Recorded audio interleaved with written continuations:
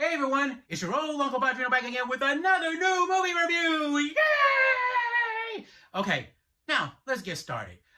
But before I talk about the movie, let's talk about something else. Kids, when we were little, before there were thousands upon thousands of cable stations that you could choose from, before there was streaming, and before there were several networks dedicated to airing animated cartoons 24 hours a day, we grew up only having 20 channels max, okay? And that was without cable, all right? So, on our TV sets, we had two primary dials, all right? You had the UHF dial, which was the primary channels, okay? And you had the UHF dial, which were the secondary channels, all right? So, on weekdays, the UHF channels would air cartoons on right before school started and in the afternoon, right after school ended, okay? And the VHF channels would air material primarily aimed towards adults and families, but primarily more towards adults. I mean by that, by action, adventure, and drama and things like that, okay? So, but on Saturdays, it would reverse a bit, okay? So your three primary stations on the VHF channel, on the VHF dial, not Disney, but ABC before Disney bought it, and NBC before Comcast Universal bought it, and CBS before Viacom Paramount bought it. They would compete against each other airing Saturday morning cartoons. Now, it was sort of like a reward or a treat for us because, hey, we made it through the week of school, and if you just happen to be up early, hey, kids, here's something to keep you entertained for a while, all right? What they would do is, and I think it was also to kind of give the UHF channels a little bit of a break as well, but what they would do is that they would air Saturday morning cartoons from 7 o'clock in the morning until 12 noon. All right, now a channel or two would probably try to get a head start, to get a jump on the other channels by airing Saturday morning cartoons at 6 o'clock a.m. instead and until 12 noon. But for the most part, it was usually 7 to 12 noon. All right, now at noon, you had the option to do, as a kid, go outside and play or stick around the house doing whatever or watching more TV. The thing is, after Saturday morning cartoons ended, the primary channels would start airing usually sports, usually tennis, golf, bowling, and boxing, usually, okay? So many of us would switch down to the UHF channels, all right? And the UHF channels would be broadcasting old movies, both movies in black and white and movies in color as well. Now, a good chunk of those movies happen to be martial arts movies, all right? So, this is where I love us, as our generation, this is where we got our love for martial art movies, as well as our love for the martial arts master himself, Bruce Lee, okay? And this was pre-Ninja Turtles, this was pre-Power Rangers, this was pre-Dragon Ball, okay? So, we were watching this stuff. One of the other things that happened as well, as a result, some of the other movies that we will watch is this guy right here, the king of all monsters, Godzilla himself, okay? So, and the thing is, I know present-day people, you guys would say, well, those programs were racist back then because, well, the majority of those movies were dubbed in English, all right? And some of them very badly, okay? And look, here's the thing. Those movies cross race and gender for us, all right? It was a commonality for a lot of us. And because of that, it inspired us. It inspired us to take martial arts in many cases. It inspired us to do great things in many cases as well. And it brought us all together. It didn't separate us. We enjoyed it and appreciated it. Yeah, we made fun of it in a sense, but it brought us together and out of pure entertainment. So you can't trash that stuff, okay? We had what we had and it worked for us and it was great and it made us better people for the most part, all right? So, now, I want you to look up a character, an actor, I should say, or ask your parents or your grandparents or your great grandparents if you have them about an actor named Raymond Burr. Okay, he's famous for starring as the title character Perry Mason in this show called Perry Mason, who was a lawyer. All right, old black and white show. Okay, now the reason I bring him up is because Toho, the company that created and owns Godzilla, Raymond Burr made negotiations with that company in Japan to bring the old Godzilla movies over here to the States for us to see. And what he would do, he would star in them, but what he would do is that he would act as if he was speaking to someone off screen. And what they would do is that they would edit it in as if he was speaking to and interacting with the Japanese characters in the movie. All right, sort of like how Power Rangers did it, right? You know, you had your American cast shooting scenes here, and what they would do is edit all of the Japanese footage from the Super Sentai show over into an episode. Okay, so it was kind of the same thing. I only bring this up because I want you to understand where the love for martial arts movies, Bruce Lee, and Godzilla came from. Okay, now let's talk about the movie. Okay, the story takes place shortly after the end of World War II, maybe a couple of months after World War II. Okay, and our main character is a fighter pilot, all right? And he sucks at his job. Not only did he fail once, he failed twice, all right? And everybody lets him know that he sucks, okay? Well, he comes back home and his parents are dead due to air raids, I should say. And he meets a young lady whose family is also dead as well. And she has a baby, and it's not her baby though. It's a baby that was abandoned to her from someone else. And they kind of sort of form this patchwork pseudo family, I guess you could say. And so Japan begins rebuilding itself, all right? But there's one teeny tiny incy wincy little problem, okay? This guy right here, he's attacking and destroying some of the islands off of Japan, and he's also destroying some of the cities in Japan as well. All right, so it's almost as if the Japanese people are going, well, it can't get any worse than this. Oh, wait. And the Japanese people are going to Godzilla going, why are you doing this? Why are you kicking us while we're down? I mean, we just got out of a war. We suffered heavy casualties. We're trying to rebuild. Why are you doing this? What did we ever do to you? And Godzilla is going, what does that have to do with me? That's not my problem. I mean, you're beneath me. You're bugs. You're worms. You're nothing to me. I mean, you better be glad that I'm not taking a big radioactive poop in your cities. I mean, imagine the smells, but also imagine the radiation poisoning. You don't want to get squished? Get out of my way. So that's how he is. That's what he is, basically. And so the rest of the majority of the movie is trying to figure out how do we stop this creature, this unknown creature from unknown origins who is destroying our home. All right, and that's what the majority of the old Godzilla movies are all about. All right, and in the human element, Godzilla was never the hero or the villain. Think of him kind of like the Galactus, the World Eater from Marvel Comics. All right, he devours worlds because that's what he does. He's not immoral, he's not moral, he's amoral. That's just what he is. That's just what he does.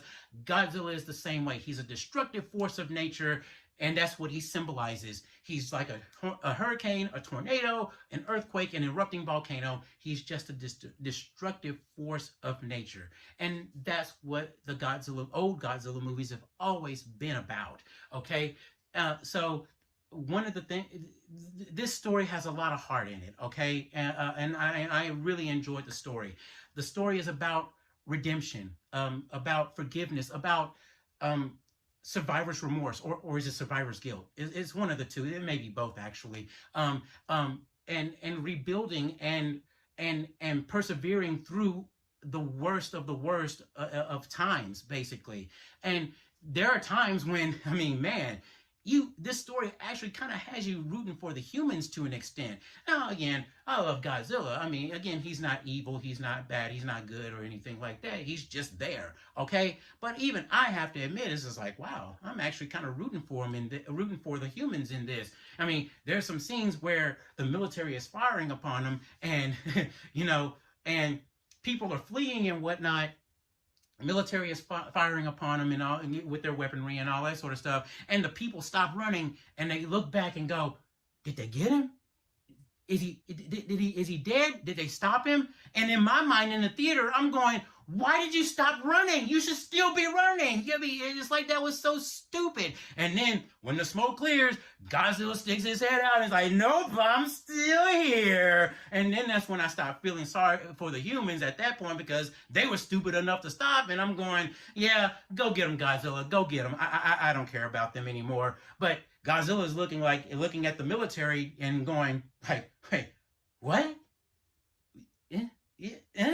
You? Me? Oh, you want to fight? You want to play? Okay, bet. Let's do this. And he charges up his atomic breath and lets it rip. And man, I've never seen his atomic breath being used like this, like that, ever.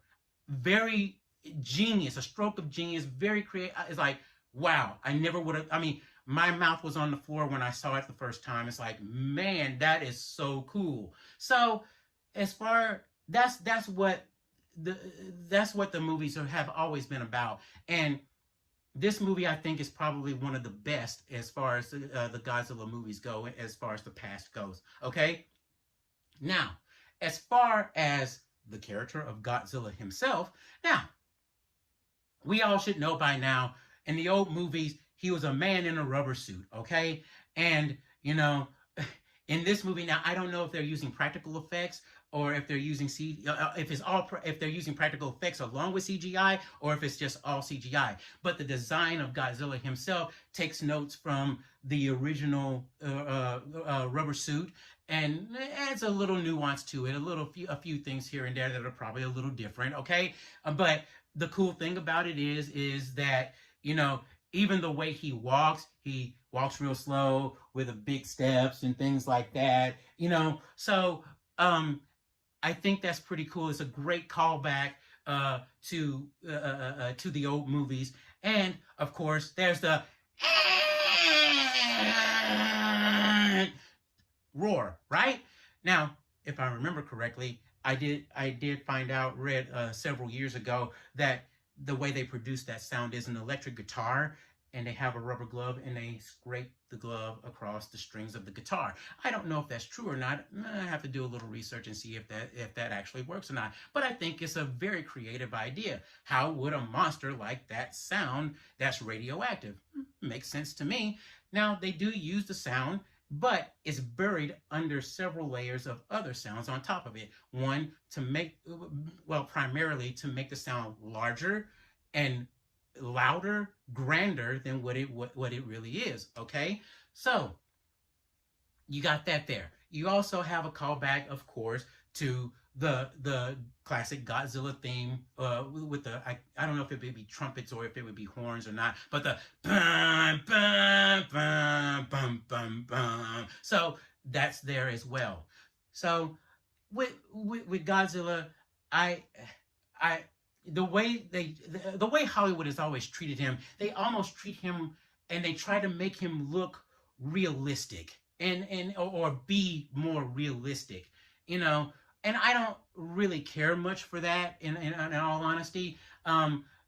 Yes, he's a giant reptile. Yes, he's going to be an animal. But I think especially in this movie, I really it seems like there's an element of a toddler throwing a temper tantrum in there as well. So Godzilla's in the city, he's destroying stuff and wiping stuff out. It doesn't matter if it's even in his way. He's just crushing it just because he's swinging his tail around and hitting stuff just because he can. All right.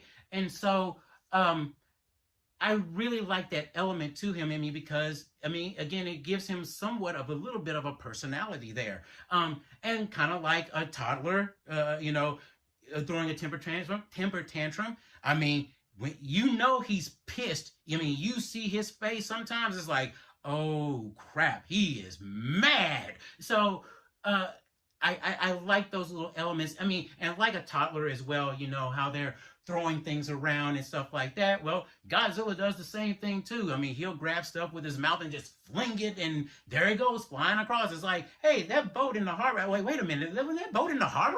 Whoa! And now it's an airship. Da-dum-dum. So, anyway, that's one of the things that I really liked. That it kind of added like a little bit of personality to him as well. You got to kind of almost think of, at least I do anyway, you almost kind of have to think of Godzilla as like a wrestler from the WWE. You know, your favorite wrestler from the WWE. Okay, you love them no matter what. If they're a face or if they're a heel, you still love them, and that's how I look at Godzilla. So if you got Stone Cold and Godzilla here, I want you to go to Japan and stomp a mud hole in it and walk it dry, and then I want you to drink 1 sake, 2 sakes, 3 sakes, 4 sakes, and then I want you to go home and come back and do it all over again. So I guess that's how I look at him. Let me set these guys up. Oh, oops. Oh well, lay him down. Anyway, that's how I kind of look at him, okay? So that's where the fun comes in it for me. And plus, he has some destructive impulses. It's just like, I can't do that, so you know what? I'm living vicariously through him, all right? Cool, I can't do it, so let him do it for me. So overall, I think this is a great movie. The story is great. Everything seems to be perfect in this. Well, I shouldn't say it's perfect. It's not perfect, okay? But it's a great movie, and I think people will enjoy it. I think you will enjoy it. Full price admission, all right? Now, here's where some of the negatives come in, and you have to knock it down a little bit, all right? You won't be able to take the kids to this because there are some scary moments in this. There's no gore or anything, but there's some intense moments in it and whatnot. So they may not, you may get scared. The movie clocks in at slightly over 2 hours as well, so they'll probably get bored. And the other thing, which will turn away a lot of adults as well, is that the movie's in Japanese, so you'll have to read subtitles. Now, I know some people don't like to read subtitles. Why? Because it distracts your eye to the bottom of the screen, and you're not being able to pay attention to what's happening on the screen as a whole because you're reading it. Now, if you watch anime, we've learned to read very quickly so we can focus back up onto what on the screen as a whole. But a lot of people don't like that, so it's not going to be for you. I don't know what this movie is rated, and as I mentioned, so I don't think you probably should take the kids to go see it. It may be rated PG-13, but still, it's probably safe to keep them away from this just in case. All right, and it's being played in selected theaters, limited theaters. You may have to get your tickets pretty early, I should say, because the auditoriums usually get packed. My auditorium was packed, and man, we were clapping at the end of the movie as well. So those are the things that may turn away a lot of people. If you really want to watch it, you may want to wait until it streams, or you may want to buy physical media, okay? But overall, if you get the opportunity to watch this movie, go watch it. I think you'll be very happy with it, okay? This is probably the best movie, one of the best movies of the year, in my opinion, okay? As an average, everyday movie watcher, all right? I know movies like Killers of the Flower Moon or whatever it was. I mean, I know those are more serious and more art or more historic movies, and Apple released that movie simply because they wanted an opportunity to be nominated and possibly win an Oscar for it. But I'm not going to go watch that movie. I'm interested, but I'm not going to go watch that movie. But for normal, everyday people, moviegoers who watch the movies, I think this is one of the best movies of the year. As Super Mario Brothers movies is still up there at number 1. I think Mario and Godzilla are going to kind of have to battle it out for number 1, but Godzilla is definitely a very, very close number 2. Guardians of the Galaxy Volume 3 is in 3rd place, and Spider-Man Across the Spider-Verse is number 4, at least on my list, all right? And your list may vary, but that's fine, no big deal, okay? So, that's that. I'm going to let Godzilla sign us off. So take it away, Big G.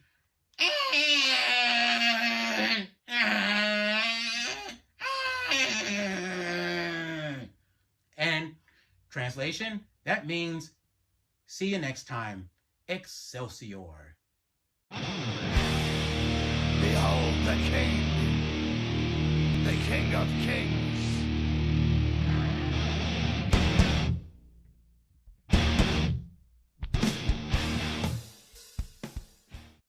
Where do you think you're going? Did you watch the movie that we talked about? Did you like what we had to say or didn't like what we had to say? Put a comment down in the comment section below and hit the bell to subscribe like I hit you with a stone cold stunner. And make sure you hit the like button. More likes means 5 cases of beer for me, 4 boxes of tequila for me, 6 boxes of rum for me, a box of liquor for me, 2 boxes of whiskey for me, a sangria for me, a margarita for me, and a Moscow Mule for me. And that's the bottom line, 'cause Stone Cold said so.